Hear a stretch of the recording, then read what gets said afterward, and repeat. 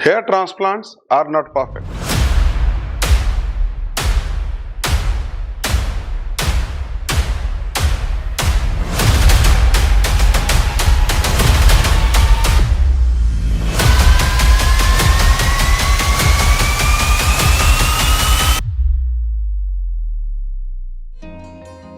After 12 years in the field of hair restoration and doing more than 12,000 odd patients in the whole group at Eugenix, something has come to my mind that I thought I should be speaking about that subject. That is, hair transplants are not perfect. Let me repeat that. Hair transplants are never perfect. The hair that we had before our baldness, the density, the directions, the angulation, the quality, they all have got miniaturized and eventually they have gone from the scalp, and that has become a bald area, and we are trying to recreate a naturalness. The end goals of a transplant are primarily to give a new hairline which should look close to nature.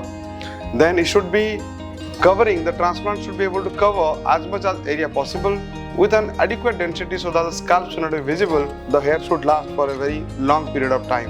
One more point I have added to that is the donor area should look very perfect. It should not look damaged. The aesthetic sense of donor area has to be preserved.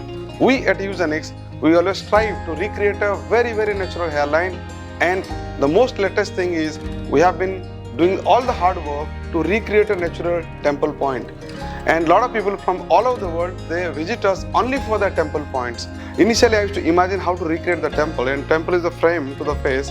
I think nearly we are doing a very satisfactory job on each and every temple that we do. However, still can temples, the recreation be extremely natural?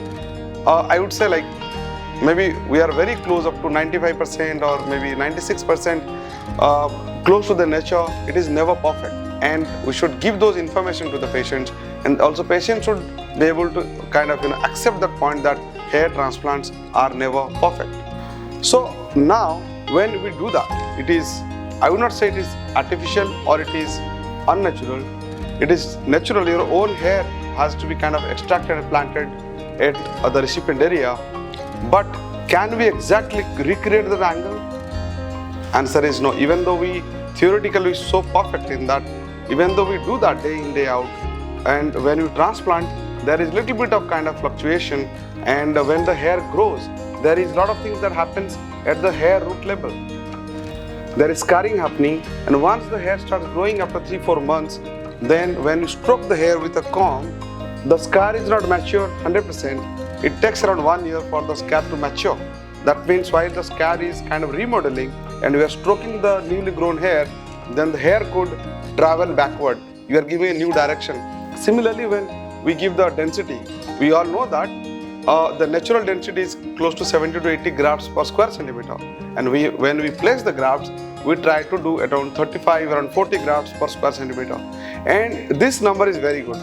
By 30 to 40 grafts per square centimeter, and if they grow well, we can really hide the scalp. Those people who don't understand that transplants are not perfect, I think they should not go for a transplant. They should understand that you have to camouflage, you have to create the illusion of not having a baldness. If you are young and if you are at grade 3, grade 4 baldness, there is a chance that you'll go up to grade 6, grade 7. That means you have kind of answered or tackled the frontal part. However, the baldness is moving backward. You are keeping on changing the baldness, and there will be halo of baldness around the transplanted hair after 1 year, 2 years.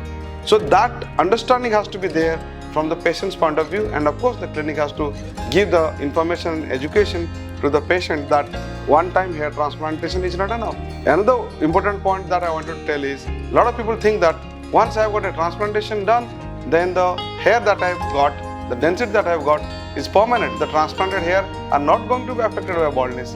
And the answer to this is, it is not 100% true. There are fairly a lot of people out there who have got the donor which is also affected by baldness. That means the hair which has been taken from the donor area when they are planted, they would also undergo little bit of miniaturization. Not all the hair that planted goes under miniaturization, but in some of the patients it does. I believe, with each patient, we ourselves here at Eugenix, we evolve, we're improving. The surgery that we are doing 1 year back, kind of, not the same that we do now. We are doing much better, and tomorrow we'll be doing much better that we have done today. So I'll keep on coming about different points about how hair transplants are not perfect. Be it the naturalness, be it the longevity, be it the density, be it the total coverage, everything. Some people can achieve something, some people cannot achieve something, and lot of permutation combination would be there.